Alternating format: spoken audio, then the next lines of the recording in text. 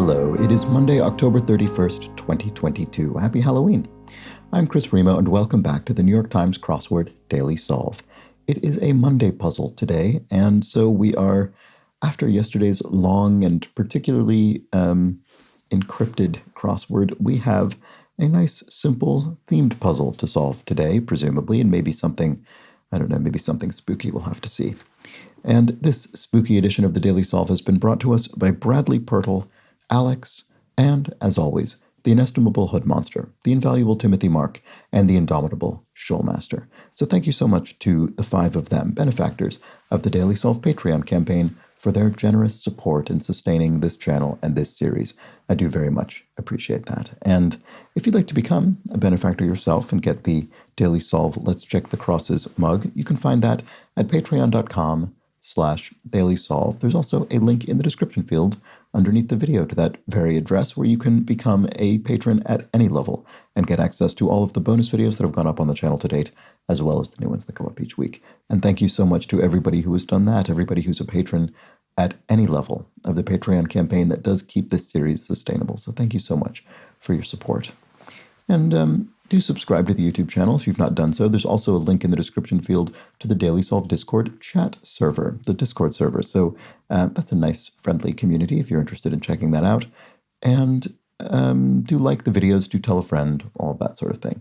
All right, let's get on to the Monday crossword by Emily Carroll, who is an experienced crossword constructor, I think a couple of dozen puzzles maybe, and edited, as always, by Will Shorts. So let's start solving. Viral internet joke like Grumpy Cat is a meme. Internet meme. And let's look at the downs coming from that. The Brainy Bunch. Mensa, maybe? The organization of people. Is it IQ-based, or is there just sort of an admittance test you take to demonstrate you're very intelligent? I'm not exactly sure of how the admittance works, but it's something to that effect. VIPs at the top of an org chart. Executives. Straightforward enough.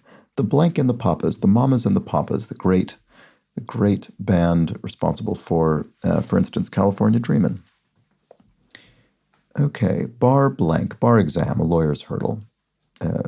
Test you would take to become a lawyer. And hybrid hip-hop genre. I don't know, but I don't think I've ever heard of this before, but I'm just wondering, based on the fill, if it's emo rap, hybrid hip-hop genre. Yeah, it could be a mix of emo rock music and rap music.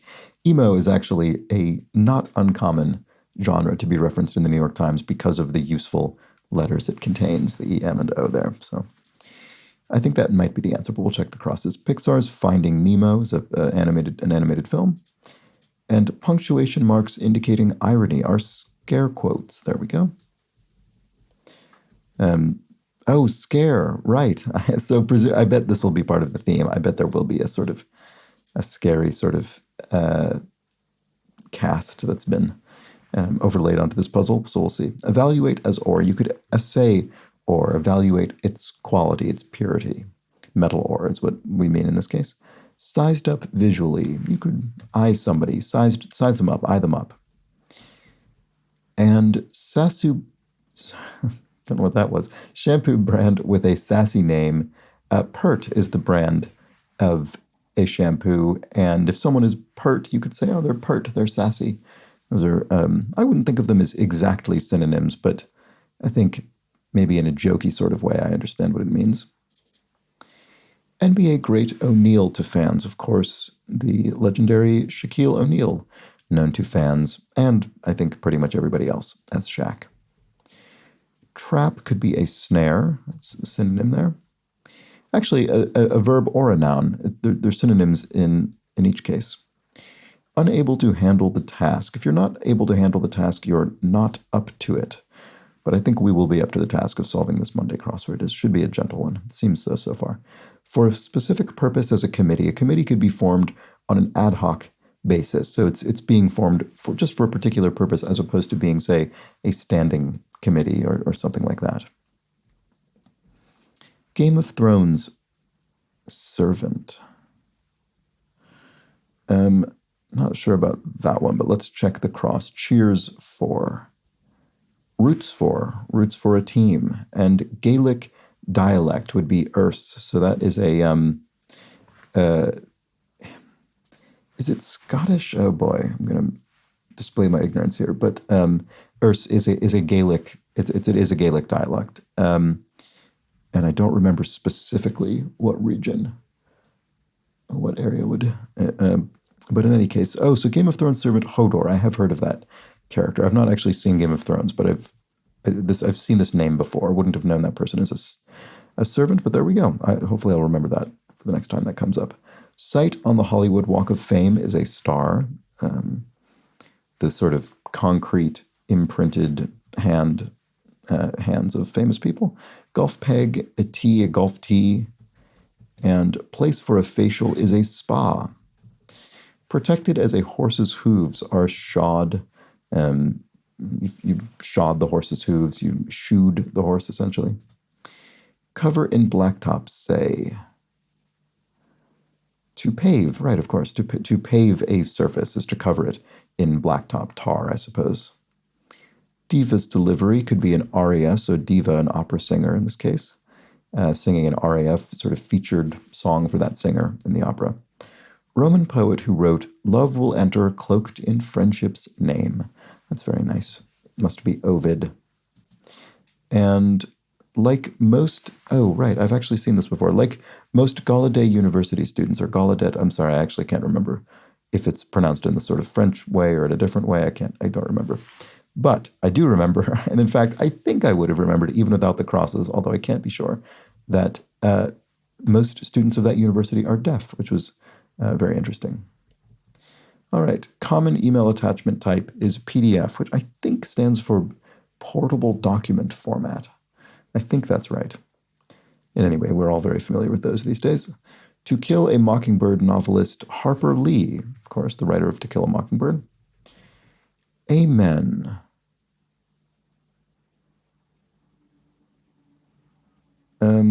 I agree. There we go. Yes, I was trying to think of a single word, and it wasn't getting me anywhere. Amen. I agree. Moonlight actor Mahershala, a great film, Moonlight, with the great actor Mahershala Ali. And sums adds, I suppose. She sums them up. She adds them up. Yeah, that works. So it is. I mention this occasionally, but it's worth repeating. It can be very helpful to try and actually construct a sentence with your guess as to the answer, because if it's impossible to do so, I mean, unless obviously, I mean, it might be, there are cases where, you know, for instance, Michelangelo's sculpture, His Name Means Compassion. This isn't serving as a synonym of the answer. It's just describing the answer. So it doesn't quite work in cases like that. But I think you know what I mean. When we're just replacing one word for another word directly, try and actually put it in a sentence, because sometimes you'll have the wrong part of speech or you'll have the wrong tense or something. And if you can't make it work, it probably means the answer isn't correct. So I often do that in my head. If I were solving alone, I would just do it silently. But it is very useful. It's very useful to error check. In blank of gifts, line on an invitation. In lieu of gifts, you sometimes see, would be a line on an invitation saying, perhaps in lieu of gifts, donate to our chosen charity or something like that. Wine, and you could wine and dine somebody to, I don't know, woo them, I suppose. And be that as it may, in any case, those are sort of similar phrases. Well, be that as it may, in any case, we're moving on to the next topic of conversation. Slight advantage. If you have a slight advantage, you have an edge, a bit of an edge, a bit of a slight advantage. Mail that cannot be delivered or returned. Oh, dead letters. Right, there we go. So we have scare, dead. So what about, we have completely missed this one.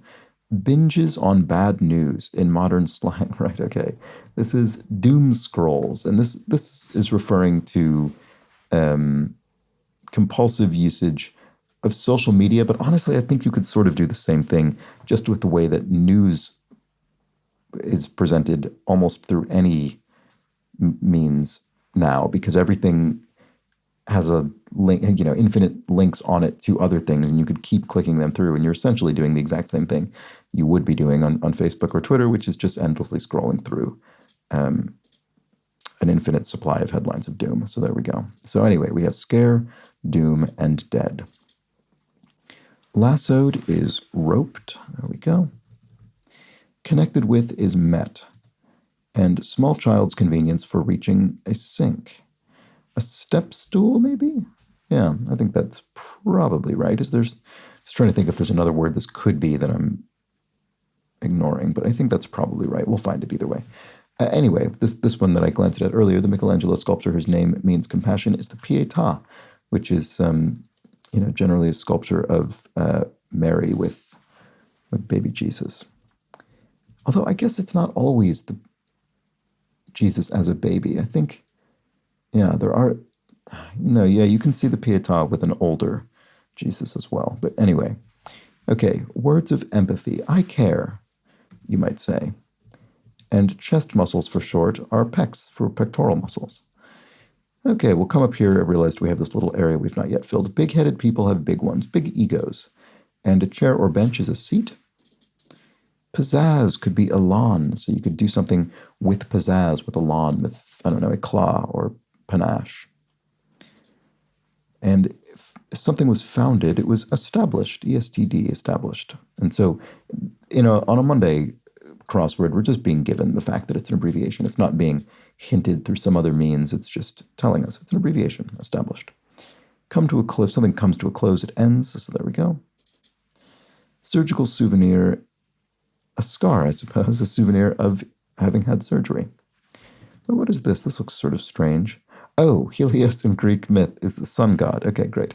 I was wondering what that was going to be. I was saying it looks like a misprint of singed or something, so I wonder if I have something wrong. But no, it was 2 words for sun god.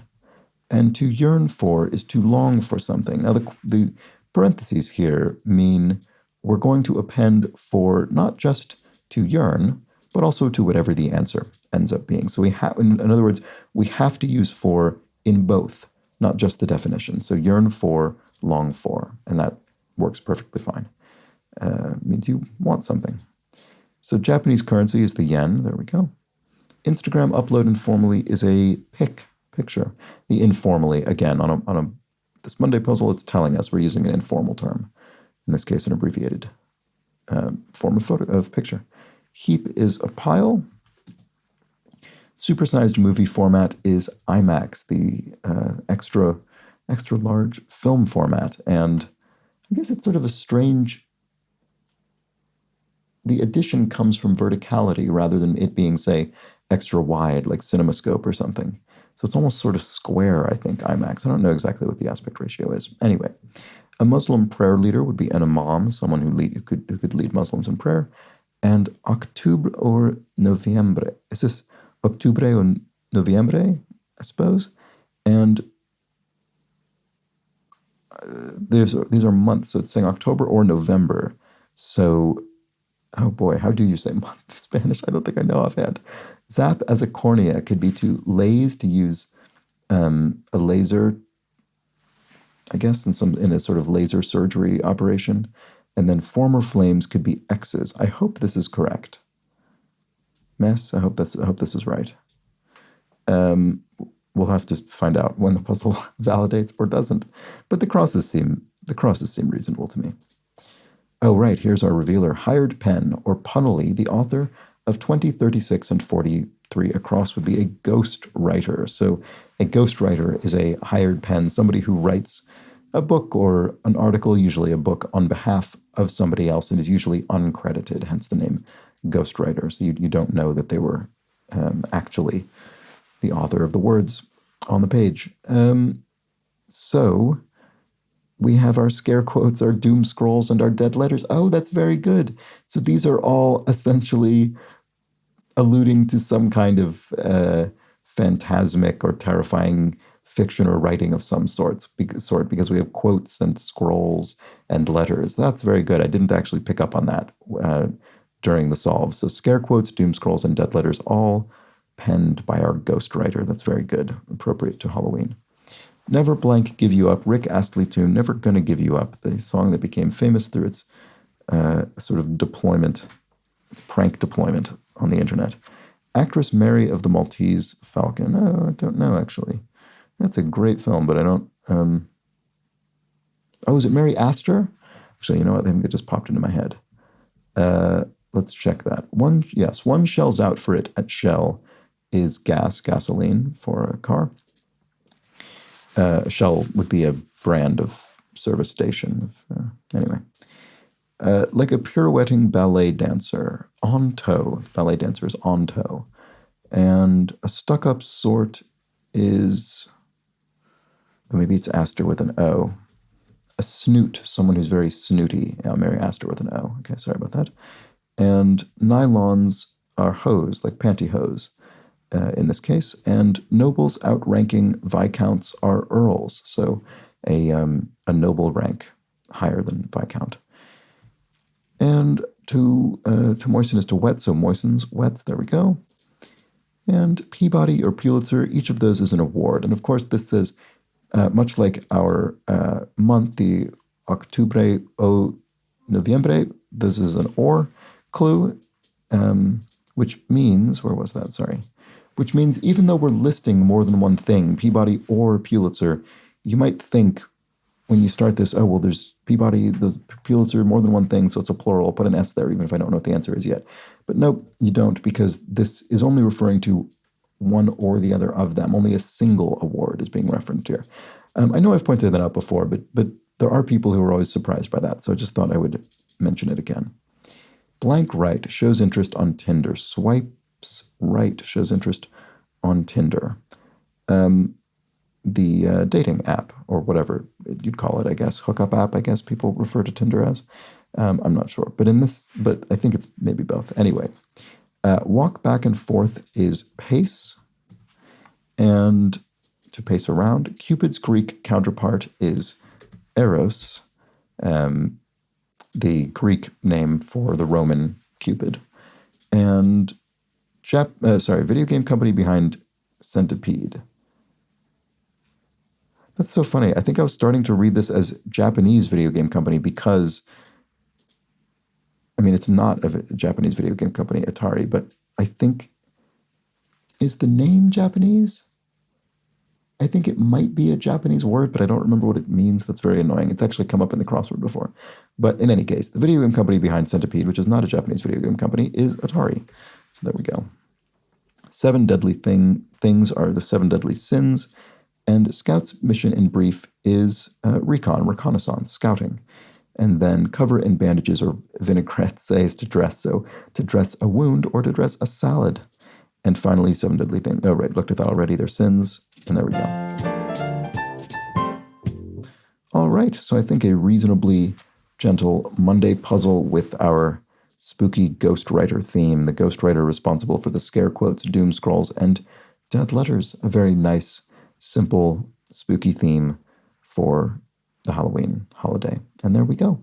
That was that for the Monday Puzzle by Emily Carroll. Very nice. And I'm going to move on. I'm going to read some clues from yesterday's puzzle because there were several, which is often the case on the Sunday grid because it is extra large. And I was not able to read clues from the previous 2 puzzles because of time constraints. So let's do it today. Alan Aiton explains what was going on with my confusion around 42 down, which was an ante, a pre-deal payment. And I was thinking, oh, it's funny. I always think of that as being gambling related. And of course it is. As Alan points out, an ante is what you pay before you're dealt your cards, therefore a pre-deal payment. Not exactly sure why I didn't pick up on that, but I didn't, so thank you.